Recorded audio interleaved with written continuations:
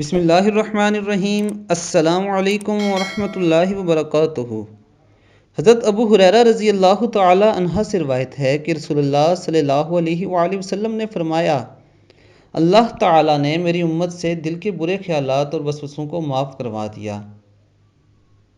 ان پر کوئی مواخذہ نہ ہوگا جب تک ان پر عمل نہ ہو اور زبان سے نہ کہہ جائے۔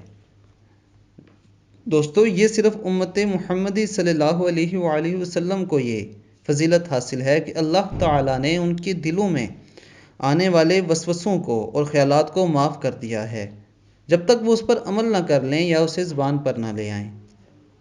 لیکن دوستو، اس کا یہ ہرگز مطلب نہیں کہ آپ ہر وقت بیٹھ کے برے برے خیالات اپنے ذہن میں لے کر آئیں یا پھر بری باتیں سوچنے لگ جائیں۔ دوستو، اپنے دل کو پاک اور صاف رکھیں، کیونکہ جب دل پاک اور صاف ہوتا ہے تو وہ اللہ رب العزت کی طرف مائل ہوتا ہے۔ اللہ تعالی ہمیں نبی اکرم صلی اللہ علیہ وآلہ وسلم کے فرمان پر عمل کرنے کی توفیق عطا فرمائے۔ السلام علیکم ورحمۃ اللہ وبرکاتہ۔